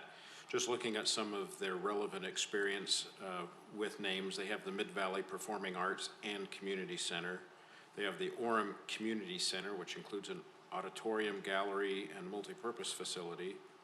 They have the Vista School Performing Arts and Community Center, Geary Theater Community Center. There's plenty of things. The name is immaterial to me. I think Councilmember McConaughey's question is more pertinent, but I hope we also haven't, while we're still on C, I'm still hopeful that we haven't deviated from what we originally designed, which is a very simple construction method, 250 seats, not repeating what we did on 78 South. Mayor, if I may respond to the semantics of the naming. In the RFP, we used the language community center, and then in more detail, we spelled out clearly it was a center for the community for performing arts. But we used the title and language of community center to try to draw in a broader array of architects who would be willing to consider both traditional and non-traditional construction processes to build this building. Because we do have a very tight budget, we are looking to get the most bang for the buck possible. And we were afraid if we titled the RFP Community Arts Center, architecture firms that only build theaters and focus on building theaters in traditional ways might be the only ones to propose. So we use broader language in the RFP. That's where the phrase community center comes from. However, in the detail, we spell out clearly it's a community arts center. In regards to Councilman McConaughey's earlier question about the approval and the funding, it spells out in the contract. This is a not to exceed contract for the $350,000, and it's the fee is accrued on an hourly basis. So when you approve this, we owe the architect funding for every hour of work they do. But if you get partway through it and something doesn't work out, or we stop, or funding dries up or something, we owe them for the work they have done to that point. And Corbin, could you answer, I mean, does the scope of work, if we do this, the scope of work is simple construction, 250 seats like we had discussed at a work session, or are we gonna get concrete, brick, mirrors, glass, The chandeliers? RFP listed a $5 million construction budget, 250 fixed seat auditorium as directed by the council. Yes, it's a community arts center, but the budget's gonna dictate a fairly straightforward, fairly simple design. Okay, thank you. Councilmember Lamb. Thank you, Mayor. Corbin, this is kind of off of what we're talking about today, but how soon after we start getting this going can we apply for the grant that we talked about previously? Are you referring to the county TRCC grant for $2 million? So we have that grant. We are going, regardless of what you do tonight, we're meeting with the county on September 30th to confirm that grant and continue with it. We met with, Justin Stoker and myself met with the county officials 2 weeks ago, and they were pretty confident they would assure us that they didn't see any reason why we wouldn't continue to have the $2 million grant that was awarded previously. So I'm confident we will continue that $2 million grant. So to go along We with have that, so to go along with that, so as we're approving the 350 tonight, is that above and beyond the 5 million? Yes, I don't want to say that on the public record because frankly, we have $6 million of city funds, Right. $2 million in grant funds. We're aiming to build a $5 million building and have a lot in contingency for unknowns, have a healthy amount for FF&E, have some money to assist us with early operations. So we have $8 million total. I don't want to build an $8 million building because we'll blow the budget as soon as we get I up and understand. running. Okay, thank you. Councilmember McConaughey. Thank you, Mayor. So next question, if it is just accrued hour by hour, administratively, do you have the ability to tell them you authorize up to 50 to 100 hours at a time and see where something comes up so they can't come back and say, oh, we've already spent X number of hours, even though we haven't really been ready for it? Does that make sense? That does make sense. I think we do have that ability. However, the schedule and timeline is outlined in their proposal. And so if I anticipate following that schedule, timeline, and critical path. One of the things we're aiming for with this project, we got direction from the council to move this along as quickly as possible. Our aim is to start design immediately, work very aggressively on the design this fall and winter so that we can be out to bid winter,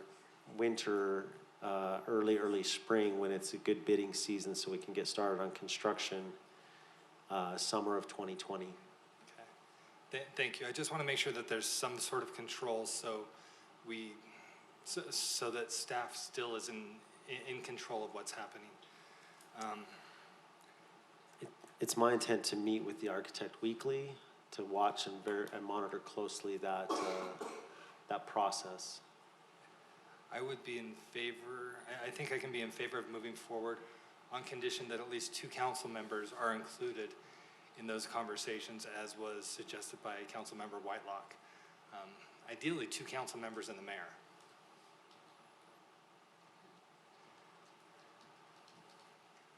Councilmember Jacob. I just had a quick question, if we have any idea what, because operations costs were mentioned as far as the beginning of this, do we have any idea what operations costs on this are going to be, what we anticipate? Do we have any thing? You don't have to cover the mic when it's not turned on. We don't have a good idea of that. That's one of the things that made me nervous in the Springs. We don't have a pro forma already established for this building. We're working on that pro forma currently to come up with some reasonable estimates of total operating revenues, total operating expenses, and the net difference, but we don't know that yet.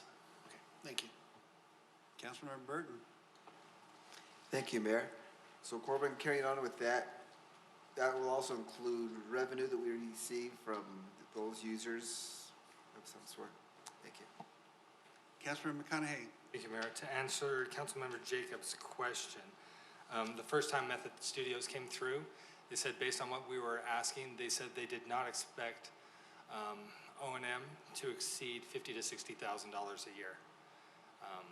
I know that when we shared this number earlier, some of you had experience with other venues such as the Sandy Pavilion or the E-Center, but the numbers didn't quite seem to square with other experiences, but $50,000 to $60,000 is what they had said when they finished going through this initial proposal.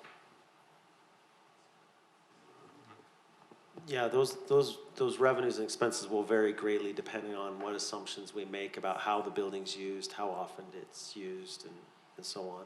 I want to build a flexible pro forma that can show you on the fly. If you assume it's going to get used 50 nights a year, this is the operating cost, this is the operating revenues, this is the gap. If you assume it's going to be used 250 nights a year, here's how the costs change, here's how the revenues change. If you assume it's going to be used by the resident groups, the Cultural Arts Society, and give them a discounted rate, here's how those assumptions change revenues and expenditures. If you assume it's going to be rented out by private groups 50% of the time, here's how those revenues and expenses change. I want the pro forma to be very dynamic because we don't know. We're making a lot of assumptions, and I want to be able to model the revenues and expenses based on changing assumptions. And I'd just like to I'm good with council members sitting on the committee, but I would give one caution to that, in that there are 7 of us, and each 7 of us have our own ideas about how things should look. And if we just have 2 or 3 sitting on there, you get 2 or 3 ideas about how things should look. And sometimes those things, how we think they should look, are a lot more expensive than what the architect felt like he could give us when he bid this project. So I think it would be good to have council members on there to be able to watch and see how it happens and how it's going. But the caution I would make that would be whoever sits there is careful about the input that they have with giving direction to the architect, because we know that things can now take longer and cost more if we start giving more input than what they had anticipated when they put the proposal together. So I'm not opposed to having those folks on there. I think it's a good idea because it'll bring back to council information that the council could share with others about how this is progressing. So with that, then I'll move on to Councilmember Whitelock. So maybe this will help you put you at ease, and maybe it won't, but because we put board members on the committee to look at school buildings, the last high school built in Jordan District was built for the same amount, actually less than the prior one built 10 years before. And that had to do with board members, not staff. That had to do with board members giving input early on, saying, maybe we can think outside the box and do something different. Because we don't do the same thing every day that our staff does, sometimes we see things different. So My experience was it was a good thing. I get what you're saying, but I think that different eyes see things differently. But that also takes trust of the body to say, these are the ones that got appointed there, and we're going to trust what they do, and we're going to trust that they'll bring us back information and keep us appraised. As far as rentals, when you're doing your number magic, I would like anyway to see numbers that show a discount for residents, seeing as how residents are the ones that, you know, if I live in West Jordan with my dance studio, I think I should get a lesser rate than if I live in Kearns and I'm renting the building. So I would like to see that put in anyway for consideration, please. Yeah, that is one of our considerations in the pro forma. Awesome, thank you. Councilmember McConaughey. Thank you, Mayor. My thought in being supportive of having council members on the committee is because this isn't a typical public building that's just going to be utilized by staff. It's something very much for the public, and it's a political decision. And it makes sense for us as the political deciding body to have some involvement there. I would want to have, the reason I was suggesting 3 instead of just 1 is because it's very easy for one person, when staff is working with just one person, for them to go to the one person and say, you're okay with this, right? With 3, it's easier and more likely that you'll have one of those 3 saying, actually, the council only approved up to here. We need to take this particular question back to the body of the council. With 3 different perspectives, 3 sets of ears, I think it's much more likely that all 7 of the council will be included throughout the majority of the process, and less likely that just one person will run with it. Trying really hard not to point to examples, many examples of where prior councils, just one person did run with something. So my thought was to try and keep as many of the council included as possible. So that was my thought behind it. As far as potential impacts on timeline, I'm not as concerned with the timeline as I am with getting things right. Going back to when we toured the park prior to this meeting today, I was very happy with what we saw out there. That wouldn't have been the case had it not been for Councilmember Lamb saying, you know what, I'm just not happy with these initial proposals. I know tonight's the deadline for us to do something so we can get it in before Memorial Day. I'd rather get it right. I think that we have a much better product out in the park because of his willingness to speak up, and I'm not too worried about the timeline. While, yes, we did have to bid according to the timeline, and we're going to try and stick to the timeline, I'm much more concerned with getting it right. So hopefully it won't add too much. We'll be able to have 3 people quickly disseminate information, but that was my thought process behind being supportive of that, and why the suggestion for 3 instead of 1 or 2. Thank you. Councilmember Anderson. I'm agreeing with everything that's been said. I'm okay with up to 2 council and the mayor being part of the this working group. I'm good about getting it right as long as we stay on budget. It's $5 million, and that's got to be the goal of the 3. And it's again, I don't want to call it basic construction, but when the 78 South project was canceled, the suggestion that I made to the Arts Council with their support was, I called it prefab. I'm not in construction, but it's an assembled building that can look nice and hold 250 seats. And I want to make sure that whichever council members are on this working group and whichever mayor's on this working group, that we stay focused on those elements. 5 million, I'm going to call it simple construction. I'm not in construction, but what I had talked was a prefabricated type building, something that can be quickly assembled, and that we don't get lost in the chandeliers, the gold leafing, those kind of things. That would be my recommendation. But I'm supportive of this.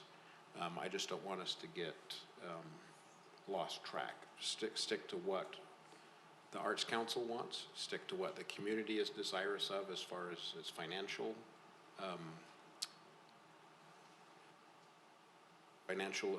what we've got budgeted for, and the 250 seats, and we move that way. And I agree, we do it right. But that's my thoughts. Thank you.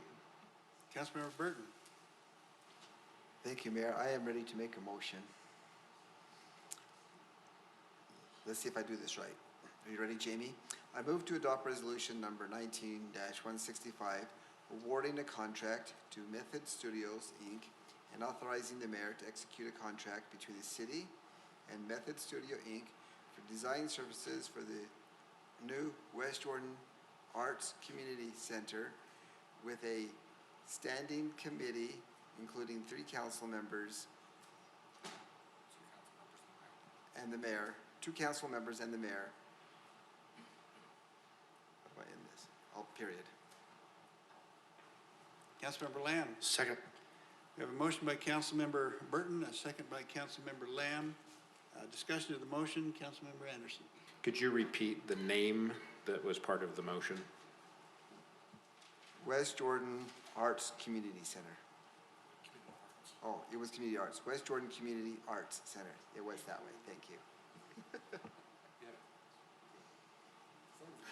Seeing no further discussion, let's vote. Councilmember Whitelock? Yes. Councilmember Jacob? No. Councilmember Burton? Aye. Councilmember Anderson? Yes. Councilmember Lamb? Yes. Councilmember McConaughey? Aye. Mayor Riding? Yes. Motion passes 6-1.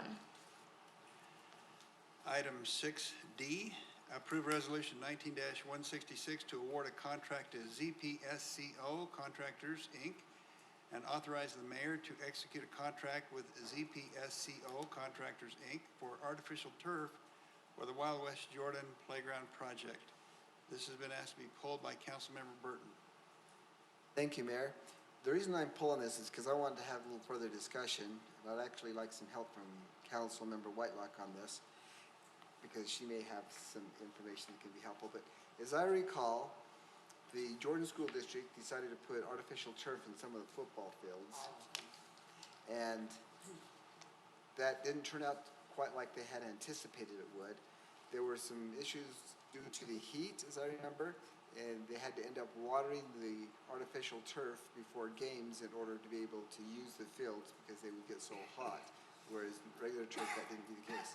So I just wanted to have a discussion to make sure we understand that this artificial turf is enough different that it won't create that problem, or are there things we're doing to keep that problem from happening, or do we need to look at a different way to do this to make sure that we don't make the playground unusable when on a hot summer day? And perhaps, and I mentioned this to Brian, so he may have some information that he can share with us on this right off the bat. That's a great question. It will get warm, but it's not going to get any warmer than the playground or the concrete. We decided to go artificial turf in that area just because of the use. That playground's going to get a lot of use. If we do just bluegrass turf, we have to irrigate it, and it's going to look crappy in a couple years. It'll be bare dirt just because of the use. The difference is an athletic field's out in the open sun all day. We have shade structures over there. There'll be shade structures installed. It will get warm, but it's not going to get any warmer than, triple digits. The plastics on the playgrounds are going to heat up too. So you just got to watch that before you use it.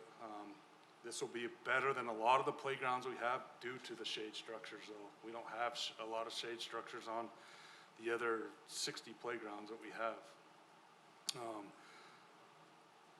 I don't see a big concern with it. I appreciate your question because it's a concern with residents too. With the 5 shade structures and the benches going there, I think that's going to help keep it cooled down. If we wet it down, I wouldn't suggest that. You're going to lose the base material under it, and it's going to start pumping, and it won't be level anymore, and it'll start pumping up through the fabrics. So I'm really not concerned. We'll just have to watch it, but it's not going to get any hotter than concrete around it, the plastics, the asphalt. So that's my opinion on it. Councilmember Anderson. Thank you, Mayor. My only comment is that I think we're we're way late in asking this question. This is an RFP to put it in. We had a discussion back in December. I've known it was gonna be artificial turf back then, and we're trying to award a contract, is what this is. So I think the discussion on heat and the discussion on whether it should be turf or whether we've got to water, it's not gonna be, we're not playing football on it. But we had, I think, a 2-hour meeting in December talking about the play feature, or the playground, Wild West Playground, and what we wanted to see. And I knew at that point, in part of that dialogue, that we were having artificial turf. And so I don't know why we're bringing it up after an RFP's been issued and we have a winning bid. So that's my only comment. Thank you. Councilmember Lamb. Thank you, Mayor. Just my comment on the artificial turf. You've mentioned, everyone knows that the artificial turf on football fields does get hot. From what I've seen, this is a little bit different. Football fields are made differently. They're made to absorb, and they have those black pellets in there that heat up a little bit more. So I don't see this artificial turf getting as hot as a football field. And then, Brian, thanks for bringing up, I think with the shade structures there, you can see a little bit difference too. I don't think this artificial turf will be hotter than the cement sidewalks that are to be right next to it. So, thank you. Councilmember McConaughey. Thank you, Mayor. The only different item I have to offer is that I kind of like the idea of the artificial inside the fenced-off play area. I think it's going to be easier than getting mowing equipment in there. Plus, it'll always look pristine. We won't have complaints from parents saying, hey, right by the park, it's April and you guys don't have all your grounds. Yeah, I like being able to skip all of those headaches. So I'm also aware that nothing lasts forever, and at some point down the road, we're going to have to make some changes and updates anyway. So after a quick side chat with Councilmember Burton, in the interest of time, I'm going to move that we approve Resolution 19-166. I'll second. Councilmember Anderson, seconded. So we have a motion by Councilmember McConaughey and a second by Councilmember Anderson. Discussion to the motion? Seeing none, let's vote. Councilmember Anderson, Oh, yeah. Councilmember Burton, Aye. Councilmember Jacob, Regular, yeah. Councilmember Lamb, Yes. Councilmember McConaughey, Plain old aye. Mayor Riding, Yes. and Councilmember Whitelock. Yes. Motion passes 7-0. We'll now go to item 8, which is a workshop.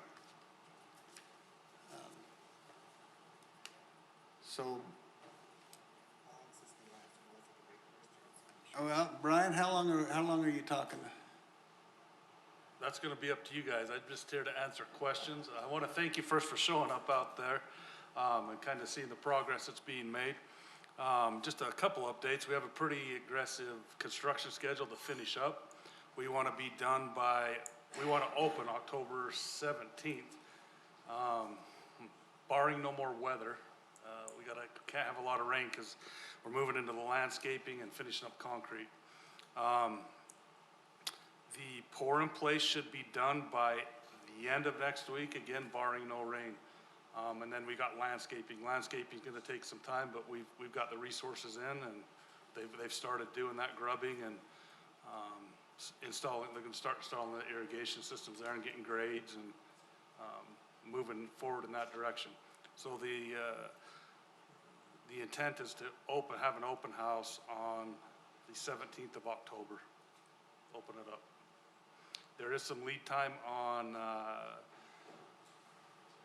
the artificial turf. Talking to the contractor, he said he'd do everything he could to accommodate it though, to get in. I'll meet with him probably tomorrow.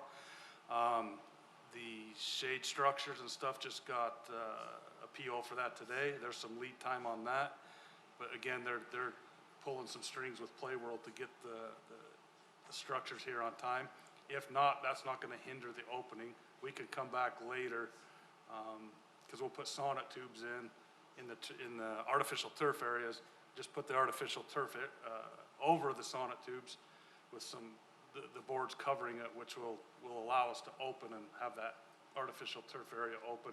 We can come back later and set all of the poles for the shade structures and benches. So it's moving forward. We've had a lot of staff over there.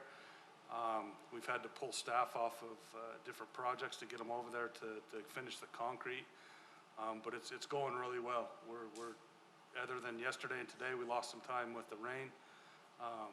But we're hopeful, tomorrow to start pouring, concrete on the entrance. And then the landscaping and we'll move forward, so. With this being a work session, all the microphones should be open, Jamie, and people can just jump in and ask questions with you. So, yeah, if you guys have any questions. I was up first, I'll jump in. I didn't see the water tower out there. When's the arrival of the water tower to put that up? The water tower's been rebuilt by the Carpenters Union. We're waiting to get the vinyl lettering. I understand that's been ordered. The concrete for that area, it'll be right at the entrance. That's the concrete we're gonna be finishing up. We're doing the entrance last, so, because we can't drive any more equipment over that for a long time after, well, at least 7 days after it cures out, so. Thank you. It's there.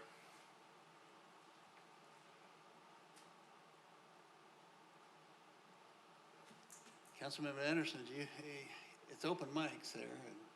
Well, no, I just thought everybody's. Oh, do you want to, okay. Any other questions then? Thank you, Brian. Thank you.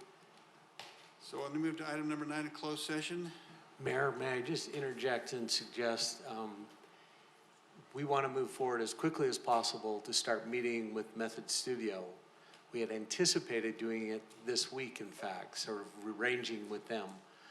If there are 3 of you that are going to be participating, we would appreciate finding out which 3, besides the mayor, obviously, which other 2 members, so we can start making that scheduling decision quickly. Do we have 2 We've volunteers? got to arm wrestle first. And that's why I'm telling you, do it today. Okay. I think we I have, will arm wrestle someone other than Kayleen. we have 1 volunteer here. Okay, Oh, I didn't volunteer. I would be interested in, I'd be interested in going again. okay, so Councilmember McConaughey and Councilmember Whitelock?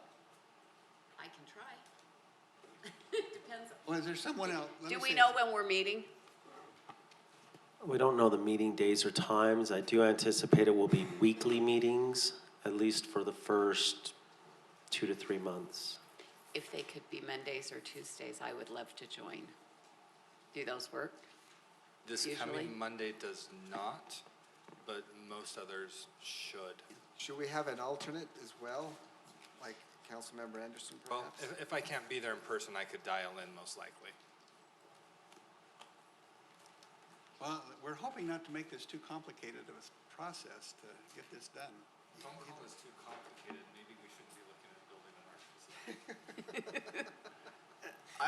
I would just like to add that you 3 that are nominated or that are going to go do this, consider yourself empowered as far as I'm concerned. I can be your 4th vote and go ahead and do whatever you want to do.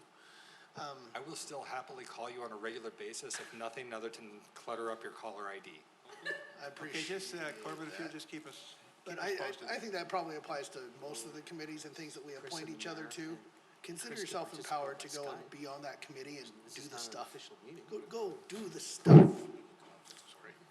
But keep all 7 of us apprised. Yes. Somebody like to make a motion to go into closed session? Hey, can I just thank on the public record Denise for this monthly financial statement that she handed out? Thank you. I'll move that we take a 5-minute recess and then go into closed meeting for the discussion of the character, professional competence, or physical or mental health of an individual, strategy session to discuss pending or reasonable imminent litigation, strategy session to discuss the purchase, exchange, or lease of real property, including any form of water rights or water shares. Councilmember McConaughey. And I will second. And adjourn from there. Yeah. And I will second and add to the record, the public record, that if we can be done by 8 o'clock, I will bring cookies to our next council meeting. So I would hope the break would be short. Let's vote. Councilmember Whitelock. Yes. Councilmember McConaughey. Aye. Councilmember Lamb. Yes. Mayor Riding. Yes. Councilmember Jacob. Yes. Councilmember Burton. Aye. Councilmember Anderson. Yes. Motion passes 7-0. Coffee will be served in aisle 3. You are now free to move about the cabin.